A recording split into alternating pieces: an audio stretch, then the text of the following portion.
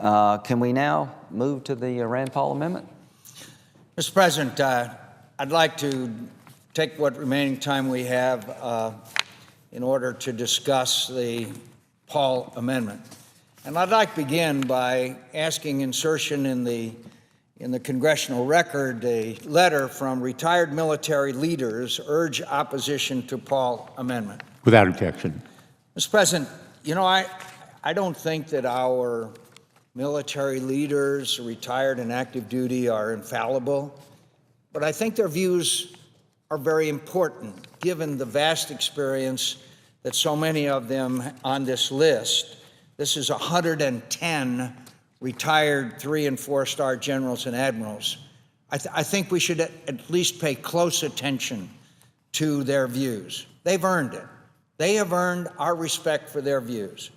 And the letter, again, signed by 110 retired 3- and 4-star generals and admirals, states, and I quote, "As co-chairs of the U.S. Global Leadership Coalition's National Security Advisory Council, a group of more than 110 retired 3- and 4-star generals and admirals, we believe that the international affairs budget, i.e. U.S. foreign assistance, is critical to America's national security. Like all Americans, we are concerned about the recent events that have taken place in Cairo, Benghazi, and other parts of the Arab world. However, a wholesale suspension of U.S. assistance to nations in this region is not in America's national security interests. U.S. assistance is not a gift to recipient nations. It is not a tool to make other countries like us. It's a critical component, along with a robust military, of America's national security strategy. These programs pay dividends in terms of our national security and preventing another 9/11. America must remain strongly engaged in the world. We urge opposition to the amendment offered by Senator Rand Paul to suspend U.S. assistance to several nations in the most volatile regions of the world. Thank you for your consideration of our views." And then 110 former 3-star and 4-star admirals and generals. In addition to that, Mr. President, I ask unanimous consent that a letter from AIPAC be inserted in the record. Without objection. This letter is from the American Israel Public Affairs Committee, America's pro-Israel lobby. It is a letter addressed to Majority Leader Harry Reid and Minority Leader Mitch McConnell. We are writing to express our opposition to the Paul Amendment cutting off U.S. foreign assistance to countries which host a U.S. diplomatic facility that is attacked any time after September 1, 2012. While we hope every effort is made to find and prosecute the terrorists who murdered the brave U.S. diplomats killed in the embassy attacks in Benghazi, Libya, we do not believe the approach outlined in the Paul Amendment is the way to respond to these horrific acts. For one, the amendment is broadly drafted so it would potentially affect aid to an American ally, including Israel, should terrorists decide to, quote, attack, trespass, or breach U.S. diplomatic facilities there. Furthermore, at this time of turmoil and uncertainty in the Middle East, the United States government needs to be able to use all available tools to influence events in the region. U.S. foreign assistance programs are a critical part of that toolbox and essential to ensuring continued strong American leadership in the world.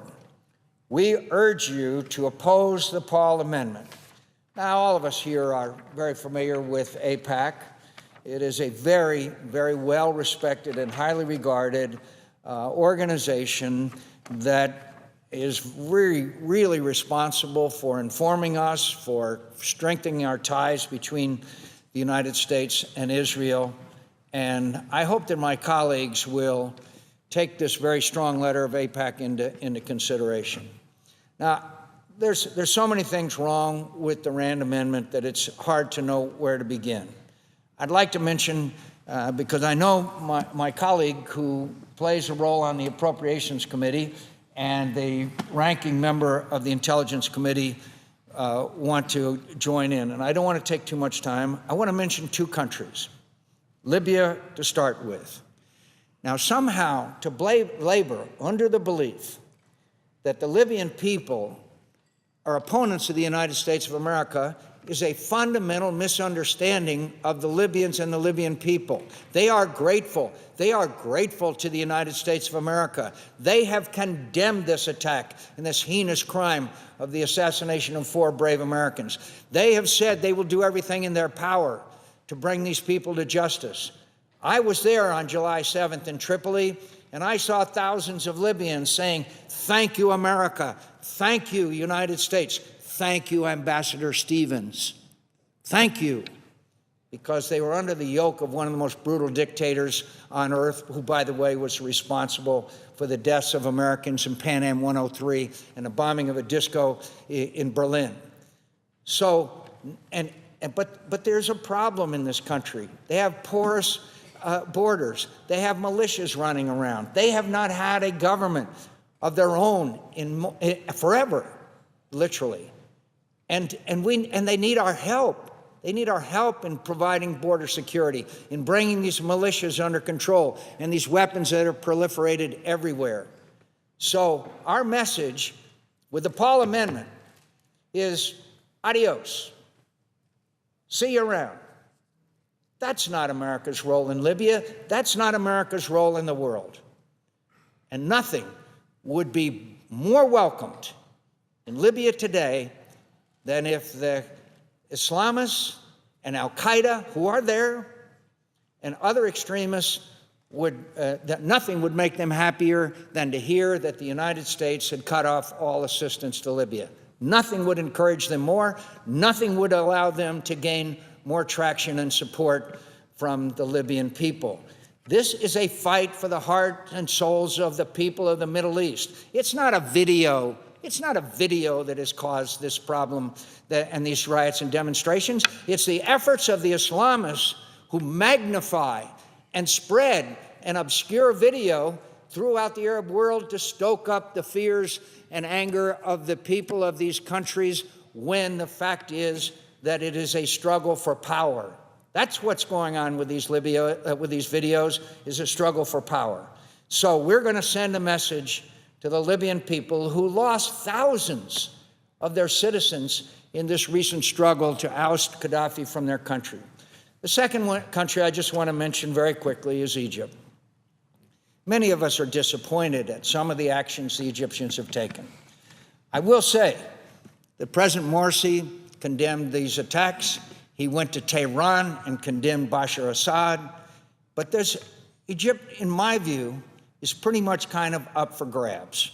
I don't know how the Egyptians are going to go. There's a struggle internally between the Salafists and the extremists and those who want a modern and a democratic society. And that struggle will continue on.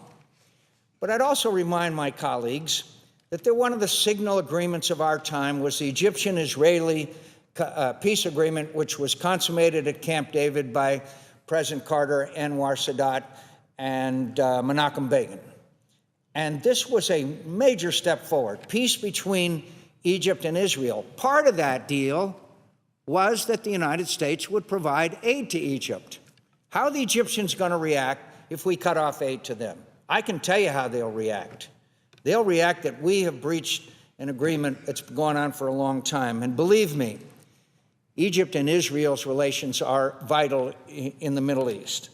And again, what would prove a better message to the extremists than be able to tell our people, not only does the American people dislike us, not only are they not in support of us, but they won't assist us and other countries. There are many other examples, and I believe that the United States' role in the world is important, and I believe also, as I mentioned as a footnote, this debate's been going on all of the 20th century, now into the 21st century. Those who are isolationists want to withdraw to Fortress America.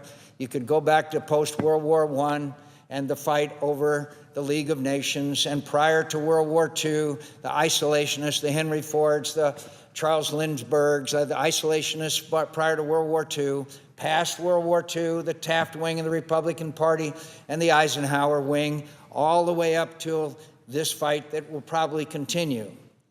History will show that the greatest nation in history was the United States of America, who following World War II restored Europe, turned back the tide of communism, has been able all over the world with no greed, no selfish interest except for democracy and freedom to aid these countries, which eventually redounds to the favor of the United States of America.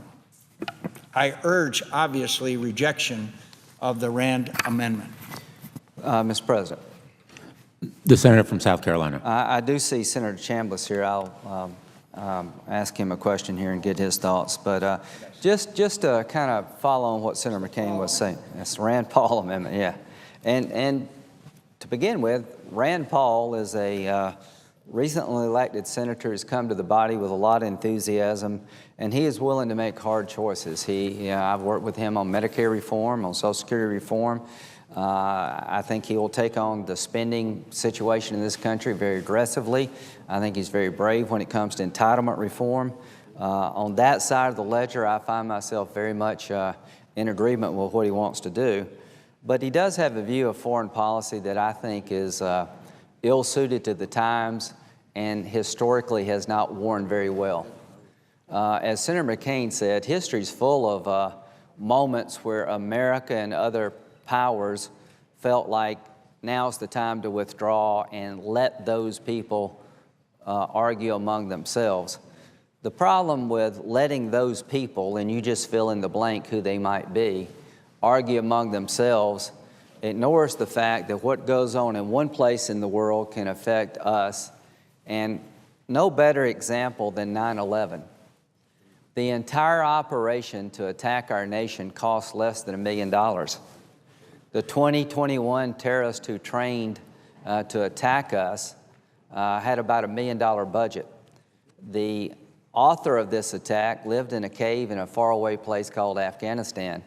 So it really does matter what happens in places like Afghanistan. And radical Islamists have no desire for democracy in the Mideast or anywhere else. And they're a force within the Mideast and throughout the world. But the good news for us is that they're a minority force. The Taliban, who's a cousin of al-Qaeda, basically, are very much rejected by the Afghan people. When you go to Kabul today, you see a city with electricity, with commerce, with cars, with movement, with women in school, and the average Afghan doesn't want to go back to the Taliban way of doing business, where there's no music, there's no interaction with each other, only on terms that they set for you. And so what you see on your television at night is a political struggle for the heart and soul of the Mideast. This has been going on for a long time, and finally the lid blew. Egypt was an authoritarian, corrupt dictatorship. Tunisia, Libya was ruled by Gaddafi, Syria by Assad. And what you see is people who have seen another way of living are saying, enough already. I'm not going to be part of that anymore. I'm going to try to change my life and my children's life. And within that population, you also have people who are dead set on making sure that that nation in the Islamic world goes backward, not forward. And we have to take sides. And if we don't take sides and we sit on the sidelines, we'll pay a price. I think it is better to help people fight the Taliban than it is to ignore the Taliban. I think it's good to go after al-Qaeda in every country on the planet so they never know a moment of peace, so we can have a few moments of peace. I think it's better to fight these guys in their backyard than to come home and let them come back to our backyard. There's a reason we haven't been attacked in over 11 years. We've been on the offense, and there's more ways to be on the offense than just bombing people. The biggest fear of the Taliban and al-Qaeda, beyond having a bomb dropped on their head, and they don't mind dying. They really don't like living. They will die in a heartbeat to make sure you can't live your life the way you would like. It is absolutely of no consequence to them to sacrifice their own life and take you with them. And their goal is, if we're going to live, you're going to live my way, not your way. Their big fear is that people have the capacity to say no to them and the ability to fight back and win in the countries in question. So when you kill bin Laden, that's a moment of satisfaction and justice. But has that changed the war on terror? Have the terrorists given up? Have people said, oh, the Americans killed bin Laden, we better not go over the wall in Egypt, we better not attack the consulate? No. This is a struggle between the modern world and forces of darkness, and the way America wins this war is to empower those in other countries to fight and win in their own country without us having to be there with 100,000 troops all the time.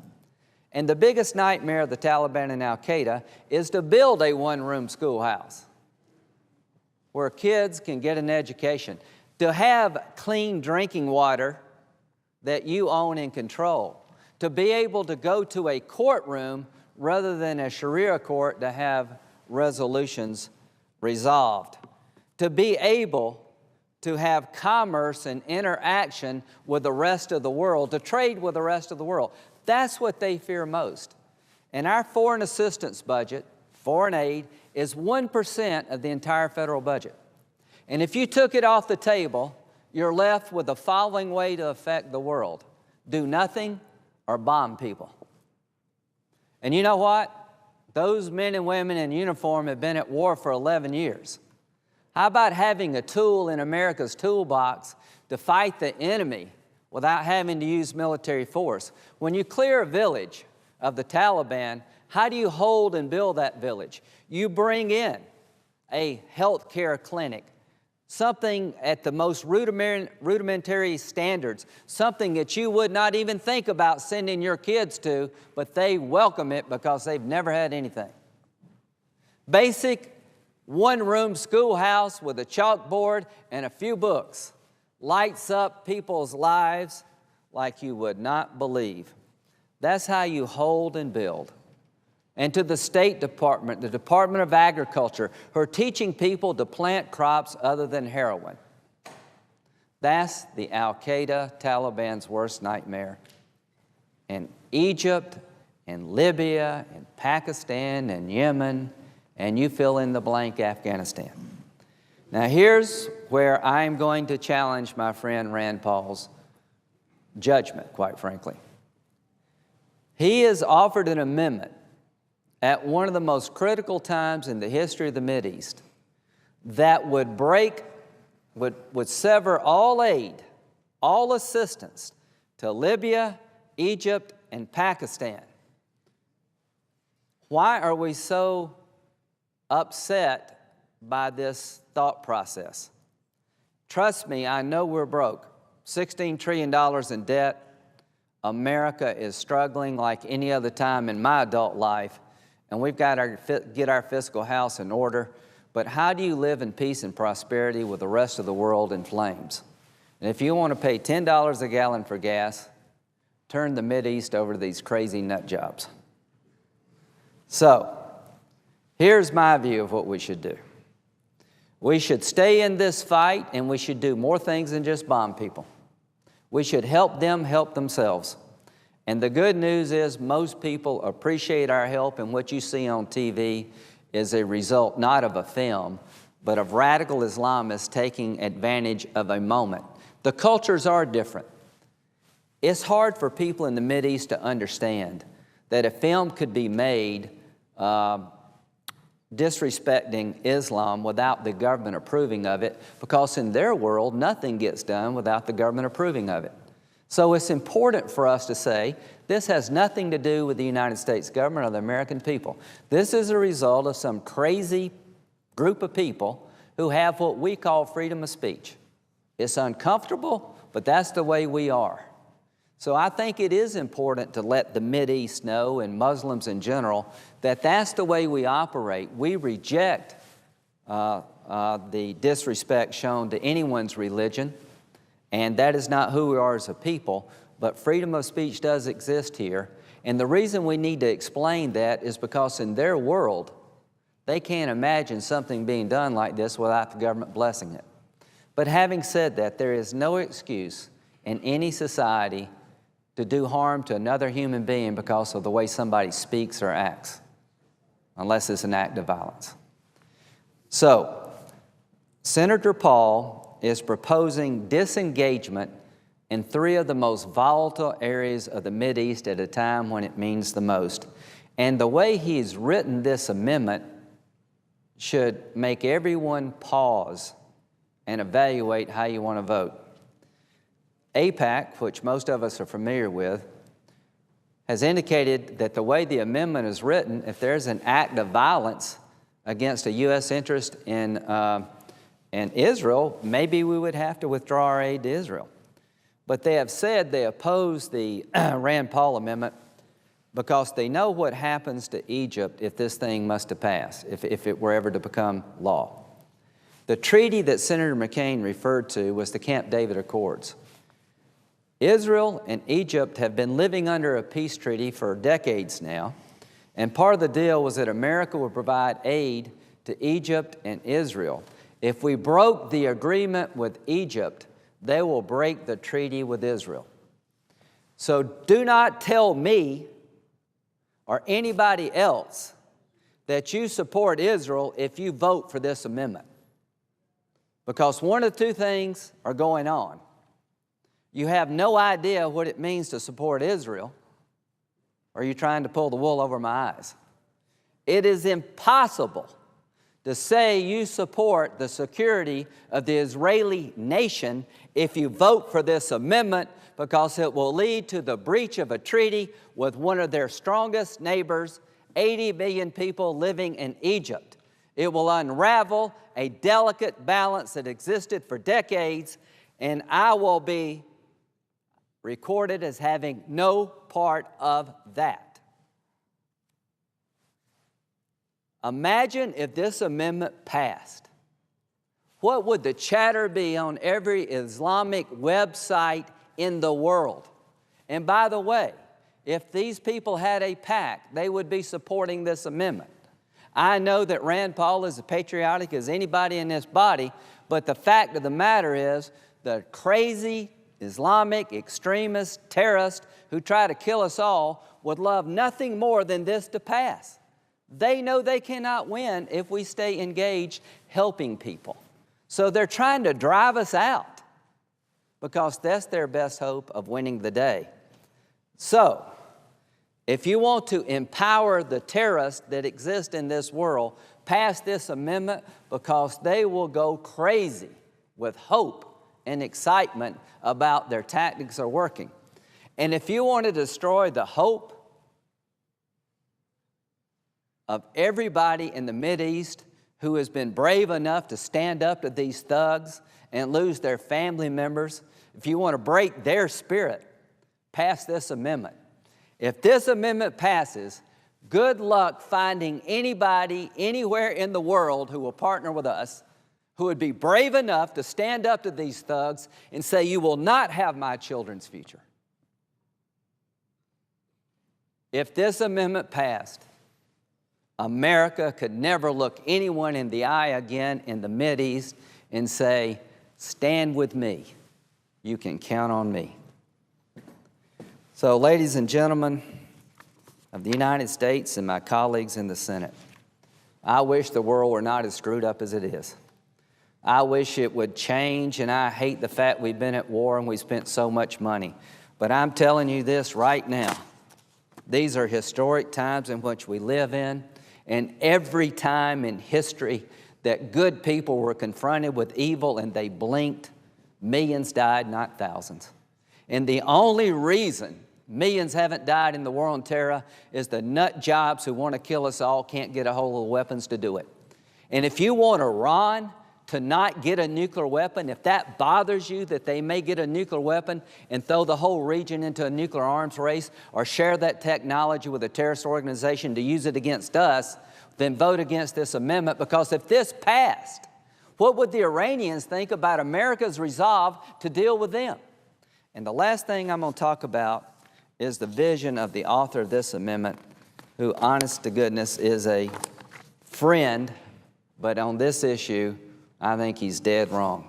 In his budget, and he had the guts to write a budget, and I give him credit for that, but you need to look at the vision of the author of this amendment when it comes to our role in the world. In his budget, the American military's budget was reduced by 16% in the first year.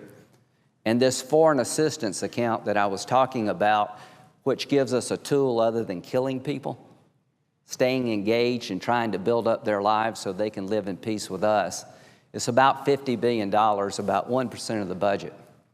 Under his proposal, it goes down to $5 billion after 2014 and frozen there forever. So I want to let you know that the author of this amendment believes that you can gut the military, and that's exactly what he does with military spending. Take all the assets we have to help people off the table and we'll be safe. Now, how in the world could somebody believe that given the times in which we live in, it's a good idea to take military spending below historic levels and disengage from the world and have absolutely no influence on nations other than trying to use military force? So I hope my colleagues will come to the floor and resist the temptation to do something that sounds good in a 30-second soundbite. I know people are frustrated and war-weary, and I know we're broke, and you'd like to just leave everybody else alone, but they're not going to leave you alone. And look how much money we spent after 9/11. Look what 20 people can do to this nation if we disengage from the world. So now I would like to ask a question of my colleague, Senator Chambliss, who's the ranking member of the Intelligence Committee. And I've asked this of the author. When you wrote this amendment, disengaging from Libya, Egypt, and Pakistan, which is a nuclear-armed nation, did you ask anybody in the intelligence community, General Dave Petraeus, if there was ever an American hero in modern times as him? Have you ever asked him or Senator Chambliss or anybody else, oh, by the way, I'm thinking about pulling the plug on our aid to Pakistan, Egypt, and Libya. What's your view of that? Have you been asked that question? Well, I thank my friend from South Carolina as well as my friend from Arizona with respect to the debate that they have been engaged in here and for bringing this issue to the forefront, being willing to stand up and say, hey, you know, foreign aid, if you talk about that in the coffee club in Seneca, South Carolina, or Phoenix, Arizona, or Moultrie, Georgia, is not the most popular topic. And most people back home think we can balance the budget if we eliminate foreign aid, but the fact is that, as Senator Graham said, it's a fairly minuscule amount in the overall context. And right now, we're at a critical juncture in our country with respect to our fiscal house, with respect to any number of domestic and foreign policies. And as we go into the election, the American people are going to have a choice to make. But we're also at a crossroads with our foreign policy in this country. All you have to do is pick up this morning's paper, turn on the TV today, and you see what's happening in countries that are the subject of this particular amendment. There are tens of thousands of people protesting in Pakistan today. There are folks in Egypt that are still protesting. There are folks in Libya that are still protesting. We're 10 days away from the ambassador to Libya from the United States of America having been killed. We know that part of the world is in a turmoil. We know that that part of the world also has been very critical to our fight against the war, or fight in the war on terrorism. And when the President of the United States is asked a question, is Egypt an ally, and he can't answer that question affirmatively, that tells you what kind of foreign policy this particular president has. He doesn't know what his foreign policy is if he can't tell you whether Egypt is an ally. Well, let me tell you, in spite of all that's happened in the last 10 days, and all of us still grieve for the loss of 4 very brave Americans who put their life in harm's way as civilians to advocate what's in the best interest of our country. But I will assure you, if Ambassador Stevens was here today, he would say absolutely the direction which the Paul Amendment takes us is the wrong direction in which to go. I know what the intelligence community thinks about this particular direction. I know that the intelligence committee thinks that in spite of all of our problems with Pakistan, and we've had our very open and overt problems with Pakistan over the last several months and couple of years, but the fact is that we've got American soldiers in harm's way today in Afghanistan who are fighting to protect the freedoms of this country and who are fighting to make sure that we remain the safest, most secure country in the world. And you cannot decouple Afghanistan and Pakistan. It is very important that we maintain a strong relationship with Pakistan, even though it is difficult and even though it is fractured.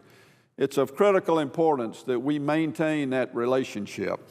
It's important because of what's happening in Afghanistan, but it's also very important for another reason. We had a debate in this body about a year ago on what's called the START Treaty, which is a treaty that we have with Russia for the elimination of certain nuclear weapons over a period of time.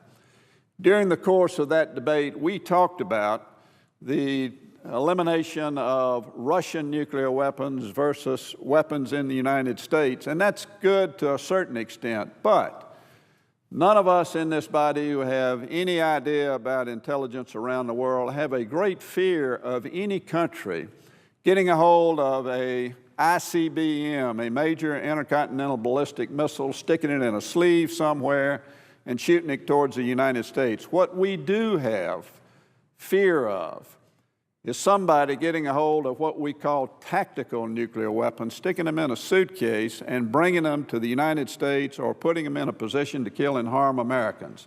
Pakistan has tactical nuclear weapons.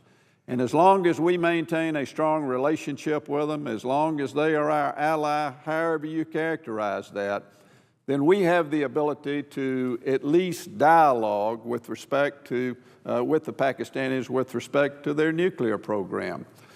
But even today, and I'll close with this with respect to that issue, even today, with all that's happened over the last 10 days and all the condemnation around the world from democratic countries and particularly within the United States for the condemnation of what's happened and the consternation and appall at what's taking place from the standpoint of demonstrations in Pakistan and in Libya.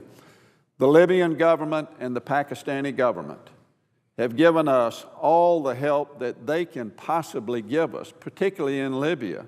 That's a government in transition. It's a temporary government. And we need to make sure that the people of Libya have the opportunity to hopefully have a democratic form of government one day. If we sever ties with them today, folks, that's over. And we can just make certain of the fact that we have one more territory, one more country where terrorists have the opportunity to be trained to kill and harm Americans. With respect to Pakistan, the Pak government has sent the Palace Guard to guard the embassy of the United States. That's their most elite troops. Now again, our relationship is frayed and it's fractured, but they are doing their level best to try to make sure that the Americans that remain in Pakistan are protected. And if we all of a sudden decide that we're going to cut them off from financial aid, is that going to improve the situation there? Is it going to give us some sort of satisfaction? It may, from the standpoint of folks who don't like the idea of foreign aid, period. But let me tell you, from a national security standpoint, it is simply the wrong thing to do. There will be one country that will gain from this. The country that will gain from this is the most notorious terrorist sponsoring nation in the world, and that's Iran. Iran has a very powerful presence in Pakistan today. They want to have a powerful presence in Libya, and I assure you that if we cut off the minimal amount of aid that's being talked about with this amendment, then we are simply fostering the ability of Iran to have a larger voice and a larger presence in countries that are very fractious and very vulnerable today. So while in spirit, I agree with my good friend Rand, Senator Paul, this is not the right time in the history of our country and not the right time in the history of the world to take action that is simply not in the best interest of the United States. The senator from Arizona. In the last